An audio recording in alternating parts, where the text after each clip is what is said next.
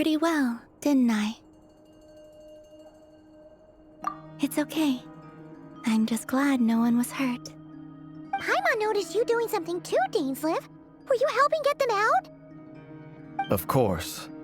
When I asked Nefer to conduct this investigation, I was not naive to the dangers involved. I had a duty to ensure your safety. Good to know your sense of justice is still intact after all these years. I take that to mean that you saw the truth. That comes as a great relief. I certainly did. And thanks to your help, I also managed to trap Rerir inside the chess set. Whoa, really? How'd you manage that? Well, to be honest, I sensed that something was wrong long before we made it to the temple. By using this fragment to probe into Rerir's past, well, the monster formerly known as Rerir, it seems I alerted him. I was tracking him, then he caught on and started tracking me too. Can't say I'm surprised. But how did he track you through your thoughts alone? That shouldn't be possible. Rerir was a secret agent who reported directly to the Vinster King. He is an expert at finding a trail and hunting down his pursuers. No wonder. He infiltrated the chess set, read my thoughts, and built a new virtual chess set inside of it. That's why we weren't able to leave at first. Speaking of your chess set, it's quite a remarkable item.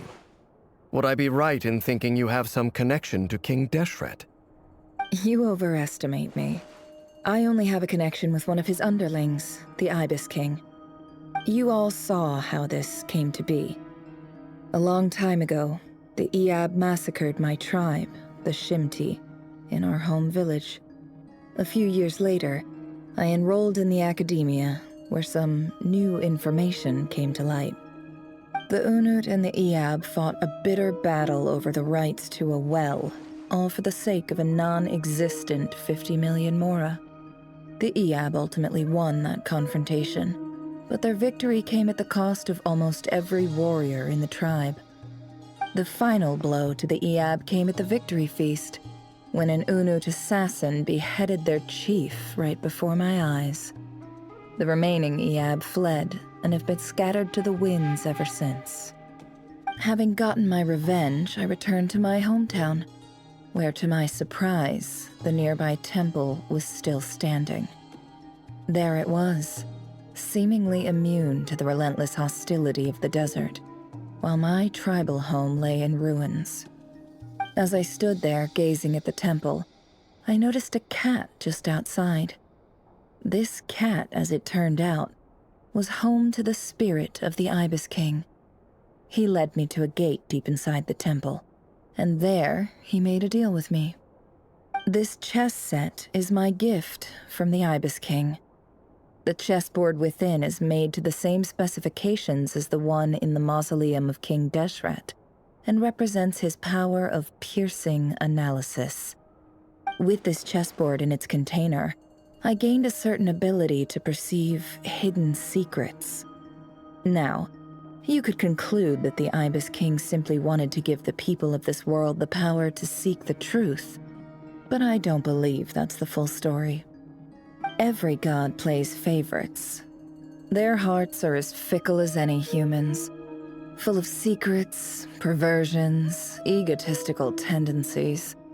But precious few gods are willing to admit this. It is the same with all powerful forces, including fate itself. Their gaze falls preferentially upon a select few. As you rightly point out, this is an act of favoritism. If you're alluding to the Abyss, then yes, I agree.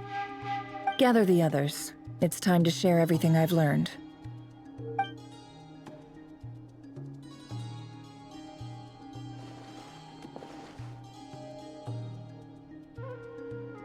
Thank you all for being here.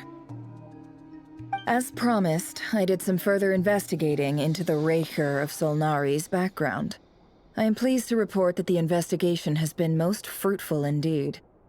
The Raker of Solnari, real name Rerir, was once a Conrian subject who served the Vinster King. I will now share the important details of his story. Please save any questions or comments for the end.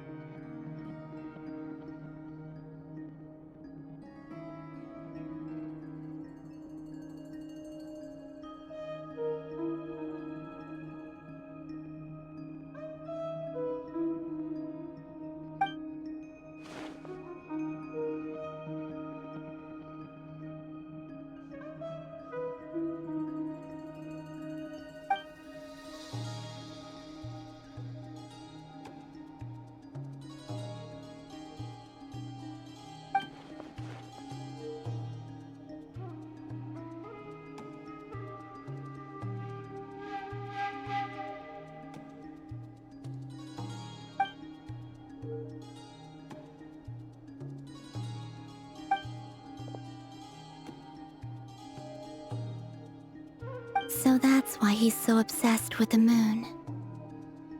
A tragic tale, to be sure. But it does not excuse his many transgressions. No matter how much Rerir suffered in the past, the fact remains that he is what we know today as the Wild Hunt, wreaking havoc upon innocent lives in Notcry. He becomes more dangerous with each passing day. If left unchecked, it is simply a matter of time before all of Teyvat suffers the consequences. This is a threat that the Knights of Favonius cannot ignore.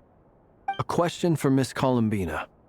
Forgive me if this is presumptuous, but have you ever seen the spatial gateway that appeared in Rerir's memory? Never. But I have heard stories of something called the Moon Gate, and this seems to fit the description. Miss Lauma, any thoughts on this?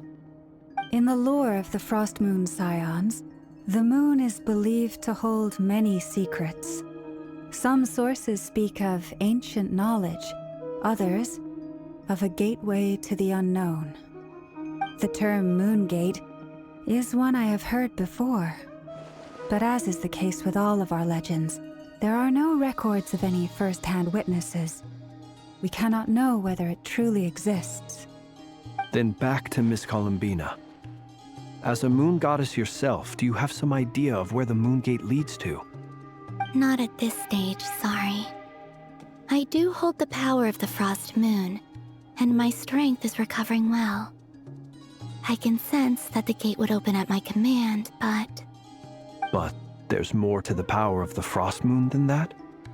Yes. A moon goddess has the right to open the Moon Gate, since it is a path to the moon. But as never mentioned, holding open a spatial gateway takes a huge amount of power.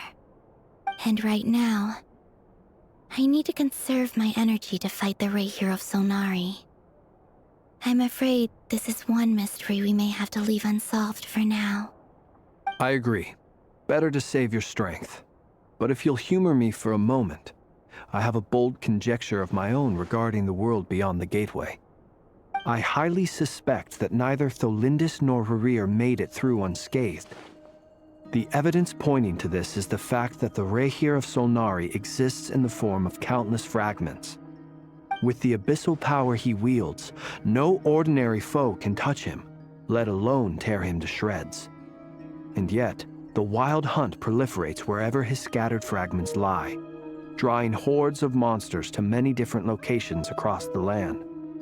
So your theory is that Rerir was physically torn to shreds by some powerful force? Hence, why the Wild Hunt is a distributed phenomenon, rather than a unified one? Makes sense to me. Explains why the Wild Hunt is so pervasive, and why he's been trying to piece himself back together. He was whole to begin with, and he wants to be whole again. Without the power of the Abyss on his side, he almost certainly would have perished the moment he was torn apart. But the Abyss, much like a curse, has kept him alive. I could not agree more. The power of the Abyss is most surely a curse. It is a compelling explanation, and one that accords with my present understanding of Abyss creatures.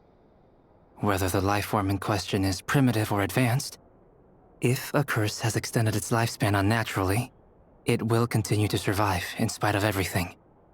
This raises some interesting questions. I will run some experiments and see if there is any validity to my suspicions. That being said, regardless of whether my research bears fruit, I would like to thank Miss Nefer for conducting such a thorough investigation. Already, it has greatly enriched my understanding of the entity we face. My pleasure, Mr. Albedo. I too hope that the information I have shared today proves useful as we look to formulate the next stage of our plan. Hey! What is it, Dainsleif? You look really upset! It's just... when I think of the man I once knew as Rerir, I struggle to understand why things had to turn out like this. The two of you used to be friends, didn't you? I don't know if these words will bring any comfort, but my heart goes out to you. Mine too. We can never know all the hows and whys of the way things are. The moon and stars are full of untold secrets and lies, and the skies are host to many more mysteries than these alone. Yet, none of that can begin to compare with the complexity of human life. Those are the first comforting words I've heard in a long time. Thank you, both. Well, I think this is a good place to end today's meeting. I'm sure Nefer needs some time to recover. She's been through an awful lot today. That's very thoughtful of you, Lama. Of course. Sounds good to me. Take some time to rest and digest before we reconvene to nail down a plan.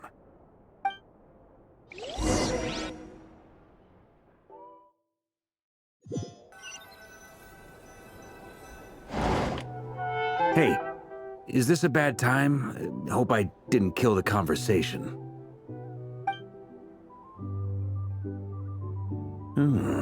Nice room. Oh, I'm not coming in, though. Why not? It's just a hotel room. If it's all the same, I'll just stay out here. I might not look the part, but I'm technically a knight. Barging into people's private quarters isn't the kind of thing we do.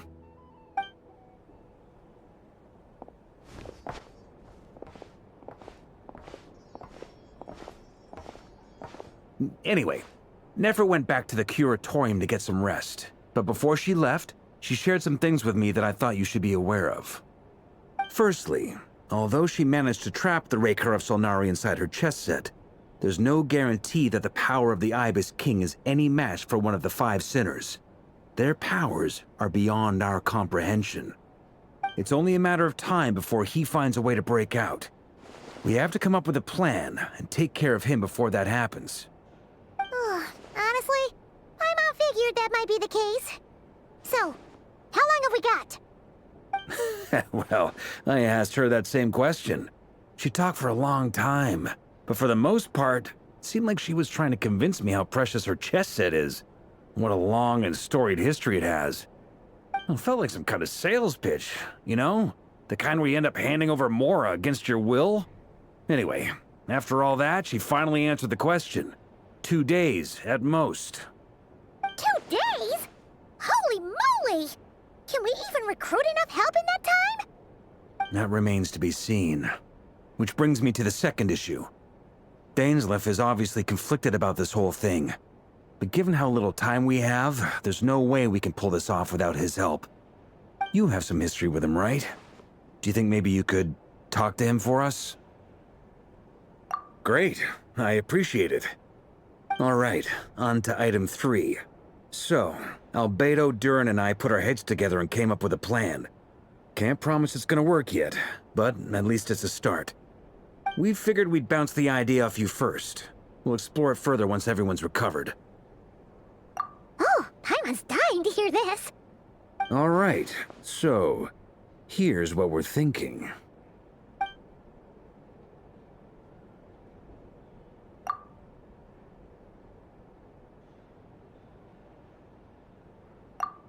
we felt a little uneasy about roping you into this. I mean, firstly, you're not locals, and secondly, none of us are your boss. You're well within your rights to refuse if you so choose. Roping us in? Why would you even say that? We know the stakes here. It's all of us against the Rayher of Solnari, or none of us stand a chance. I choose my words very intentionally, I'll have you know. I like to think there's an art to striking a down-to-earth tone even when the stakes are through the roof. Sir Varka, I have a few thoughts about this plan. I'm all ears. I think we can be more flexible with how the roles are allocated. In my view, the most sensible lineup would be like this.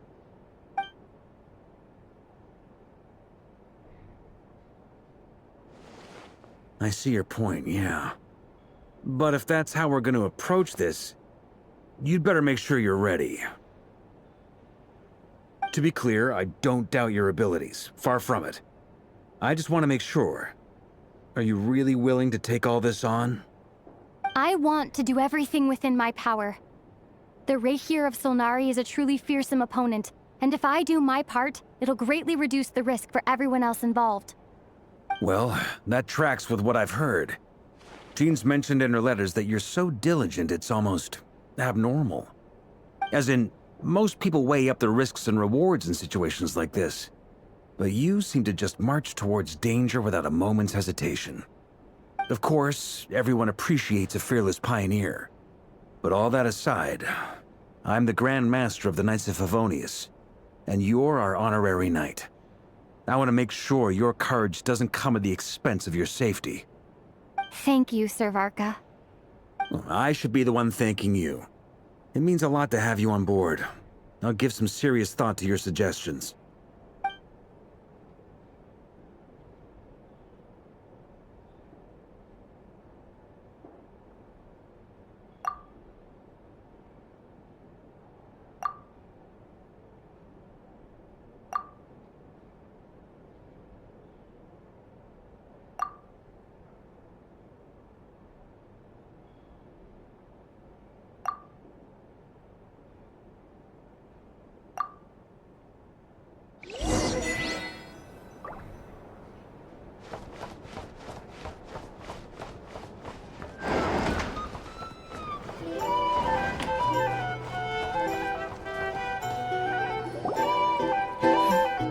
This is a thorough plan, but I do have one last question before we take action. How can we be sure that our enemy won't leave the designated area? Great question. Albedo's been hard at work analyzing Rayher and the Wild Hunt's behavioral patterns. His conclusions are as follows. Firstly, from the earliest known confrontation until now, Rayher has never displayed any ability to manipulate the dimension of space. So it's unlikely he has any power in that domain. Secondly, he seems to have a particularly strong vendetta against our group. If we put him in a fight-or-flight situation, he'll choose to fight every time. Thirdly, finally, and most importantly, he is consumed by hatred, both for the moon and for his enemies. Turns out, we tick both of those boxes. We have a reincarnated moon in our ranks, and a spy who accessed his private memories without permission. He'll be baying for blood, not looking to escape. As someone who's had their fair share of interactions with the Wild Hunt, those all seem like valid observations to me. Understood. Then I will defer to the verdict of the group. Well, everyone, that's the plan in full detail. Albedo and Durin are carrying out their part as we speak. Plan approved. Scheduling. Okay, any firepower you need, I got you covered. Let's light this baby up. The Frost Moon Scions are behind you as well. And the rest of you?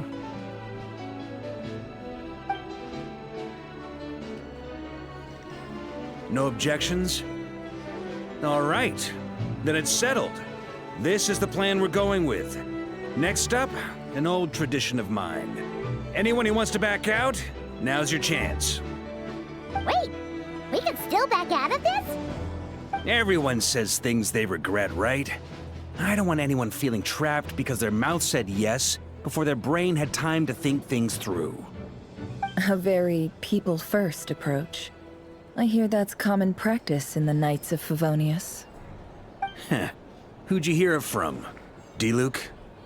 Shh. We don't use people's real names at work. This contact will be known only as Owl, please and thank you. This plan can only work if everyone does their part. Flint's and I will absolutely support it. We shall indeed. You'll be glad you accepted our help. Also, you are the last person I expected to see here, Miss Dory. It's not often I get called Dory in a work context. My peers usually call me Lord Sangama Bay. So, the longer your name, the higher your net worth. Is that the idea here? In that case, Mr. Flint's here must be worth a fortune. That's right, I know your full name. It's... The walls are thin here. I'd appreciate you keeping that a secret. Okay, fine. I'm actually only here as a favor for someone else. Do you have any idea how much it would cost to hire me otherwise? Oh, does this mean someone out there actually has the power to boss Dory around? It most certainly does not.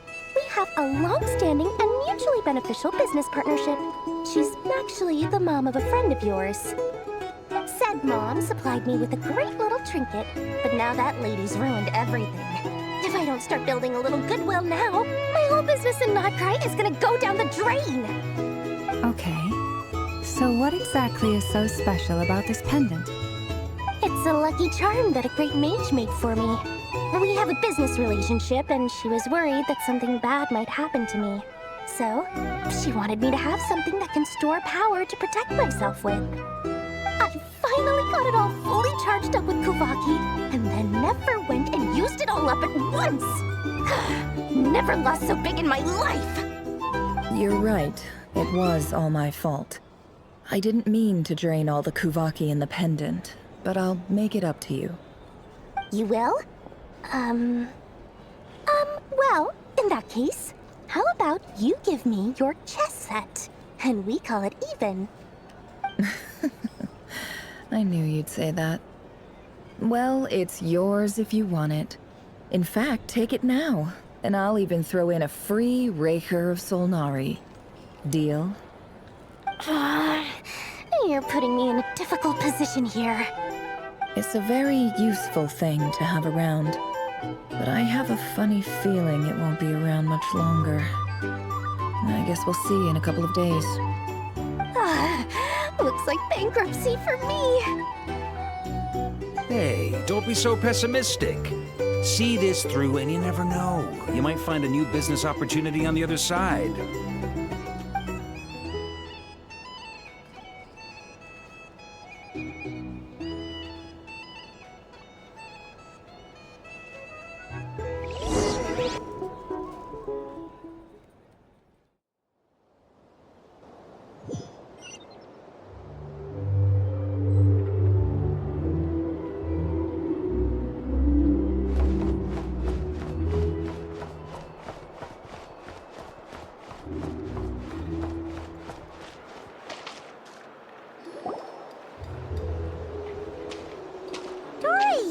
How are things going?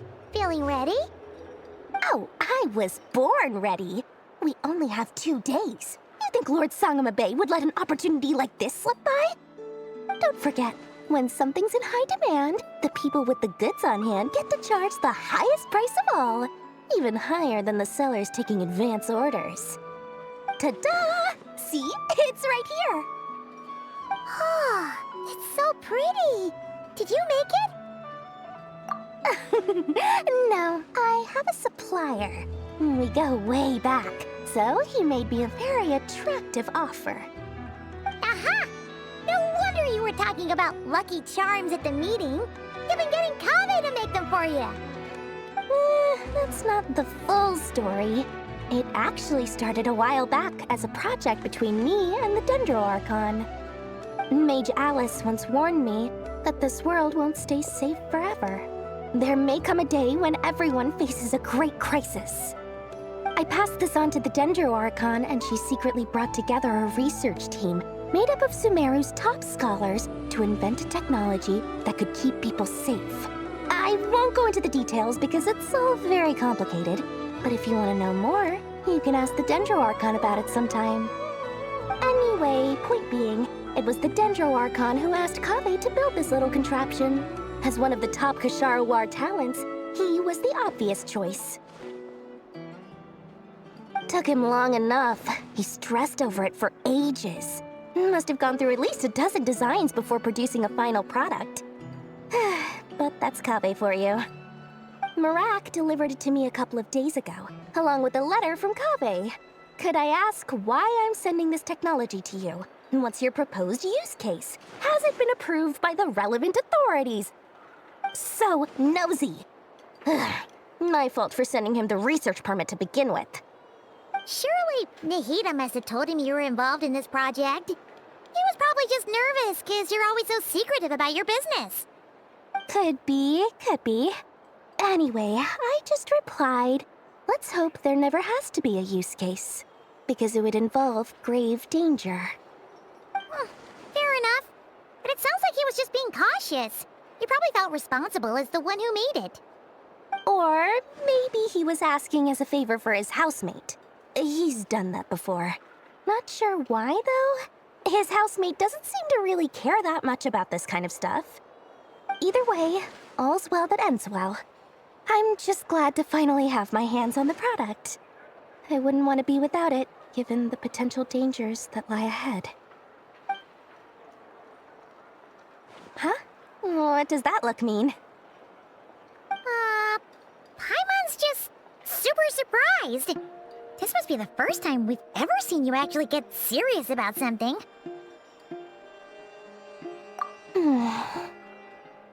Well, a long time ago, I made a promise to myself. I promised that I was gonna live every day of my life with a big beaming smile. Obviously, Mora plays a big part in that. But there are always gonna be times in life when you have to give something back. That could mean paying back a debt, returning a favor, or showing some kindness. Alice has been a huge help to me over the years. She was the first investor I ever had. And I want my investors to know that Lord Sangamabe is the best in the business. And more than that, no one knows what the future will bring. Whatever happens, I want to make sure the Dendro Archon and all of Sumeru is prepared to face whatever comes. Oh, that? I was just making sure Nefer and I are square. Don't be thinking it was some sort of benevolent act. I'm no saint, so don't treat me like something I'm not. My priority is doing the business that I want to do, so long as my conscience lets me, but it usually does. That's the Lord Sangamabe business model. All right, if you say so. I do say so, and that's the whole point. I'm a businesswoman. Don't go trying to figure out what kind of person I am. You'll exhaust yourself. Much easier for everyone involved if you just take my word for it. Oh, and could you two help me get this stuff where it needs to be? Thanks so much. You're my favorite assistants.